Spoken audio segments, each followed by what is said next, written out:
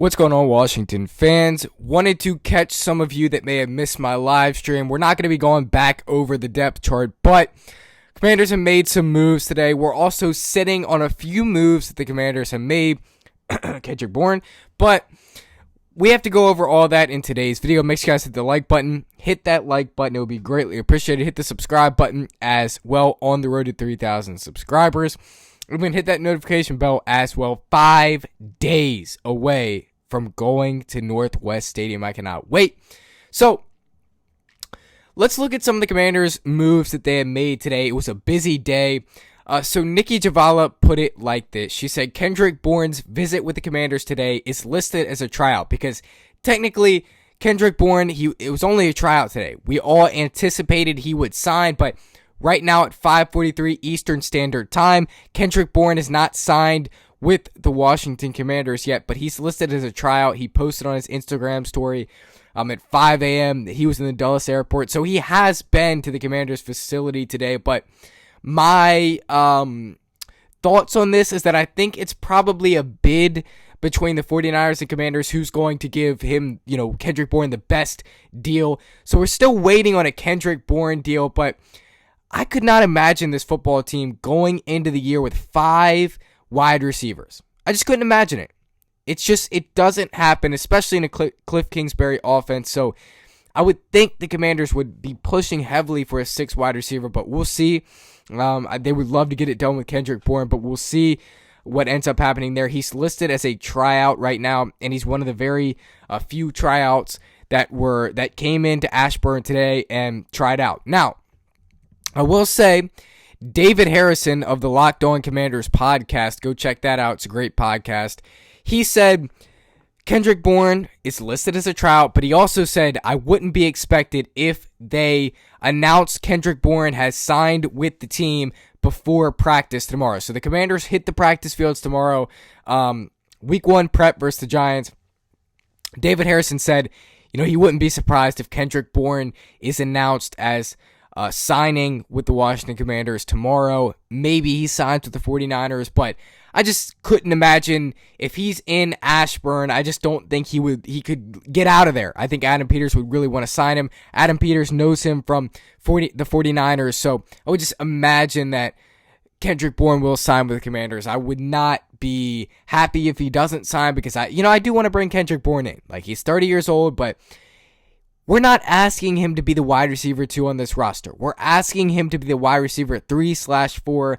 So he can be a solid wide receiver 3/4. He had like 400 yards last year. So don't be surprised if tomorrow before Commanders practice, they announce Kendrick Bourne is signed with the team. The Commanders did sign an Alabama offensive lineman as a depth piece. The Commanders went crazy with the offensive line today. Let's go over the players they tried out. The Commanders tried out guard Addison West, center Jimmy Morrissey, and then guard Darian Dalcourt. Now, Darian Dalcourt has been signed to the practice squad by the Washington Commanders. So they worked out all those players. Darian Dalcourt, an Alabama offensive lineman, has been signed to the Commanders practice squad. He is 24 years old, and again, he went to Alabama. That's a very good school. He's a good depth piece. He is 6'3", 309 pounds. Some of his strengths has starting experience at guard and center, can unlock power in the lower half as a drive blocker. He has good dip and pop coming around the corner on pulls. He mirrors up and moves his feet with the rusher, and he's strong on his edge, creating redirection when necessary. Some of his weaknesses are, which some of you may know this, he's plagued by injuries in each of his last 3 seasons. He has lack of length, and that puts him at the end of the 2 gappers punches. He gets yanked off balance by punch and pull moves. He leans too far out in front of his feet in pass protection, and he's inconsistent dealing with games up front while at center. But he's on the Commanders practice squad, so they did bring in an Alabama offensive lineman. Now, the Commanders did release their unofficial Week 1 depth chart today. Some of the things that stood out to me was Josh Connerly was starting. So Josh Connerly is your starting right tackle for Week 1. I said it was just a work in progression. he's going to start probably. Like, he just has to win this spot over Andrew Wiley. Sure enough, he did. Josh Connerly is starting at right tackle this Sunday. He's going to face Abdul Carter, and that's not an easy matchup, but he locked up Abdul Carter in college. If you go check out the tape, like, Josh Connerly locked up Abdul Carter in college. So I'm very excited to see what he could do here Sunday, but nonetheless, a very, very lethal, tough matchup for Josh Connerly week 1, but he has won the starting spot. So happy for him. I said all along, I think he'll probably earn the starting spot. It just takes time. The type of coaches that Dan Quinn, Joe Witt Jr. are, Cliff Kingsbury are, they make you earn your spot on the roster, especially as a rookie. So Josh Connerly is your starting right tackle. Nick Allegretti or Andrew Wiley will start at right guard. Sam Cosmi is still on the PUP list. So Nick Allegretti or Andrew Wiley will start at right guard. That will be solved this week. Right now, Nick Allegretti is your starting right guard. So on this depth chart, Nick Allegretti is your starting right guard. So we'll see what Nick has. I mean, a lot of people give Nick Allegretti a hard time, but I think he had a good season last year. So I'm happy to see him starting at right guard. Sam Cosmi, once he gets back, this offensive line is going to be very good, very scary. So excited for them. You know, when Sam Cosmi comes back, but that's what that offensive line is going to look like. Ja'Cory Krosky-Merritt is running back 4 on the depth chart. That's something you'll notice. A lot of people are going to be surprised about this. Am I surprised? No, I'm not. Ja'Cory Krosky-Merritt at running back 4, it's not surprising to me because I think the team feels like he's not ready. The rumor around Commanderland right now is from especially John Keim is that Bill won't even dress on Sunday. Ja'Cory Krosky-Merritt will not play on Sunday. That's the rumor.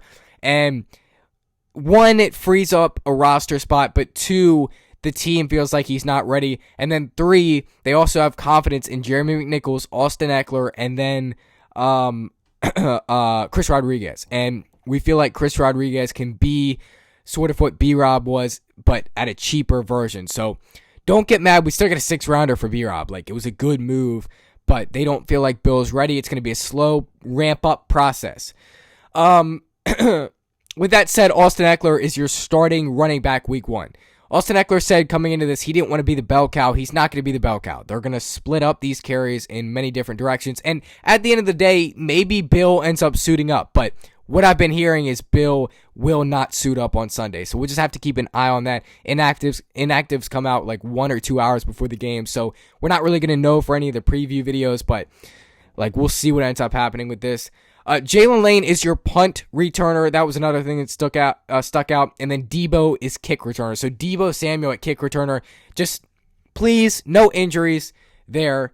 Like if we can escape injury-free at kick returner with Debo, like that's a success. But he's quick, twitchy. I'm excited to see what he's got there.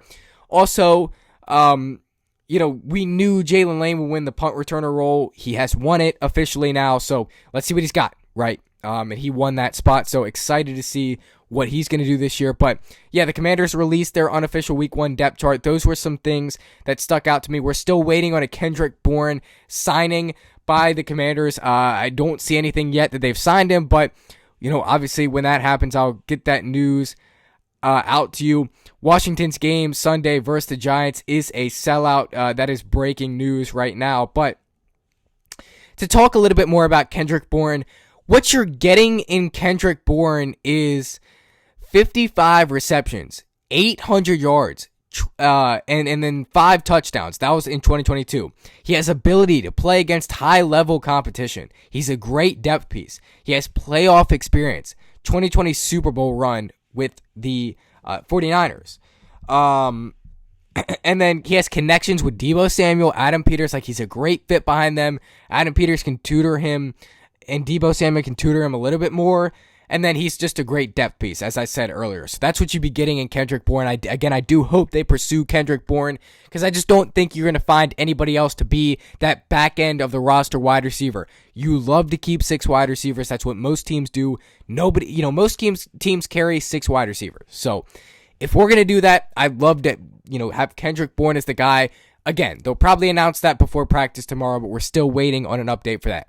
That's all I got for right now. Hail to the Washington Commanders. As always, see you guys in the next one. That's going to do it for me. Have a great rest of your Tuesday night. The NFL is back in 2 days. I'll be doing a Dallas versus Philly watch party Thursday night. And then Friday night, the Brazil game, I'll be doing a watch party for the Chargers and Chiefs. And I'll be at the Commanders game on Sunday. Going to be a fun week. Let's get after it.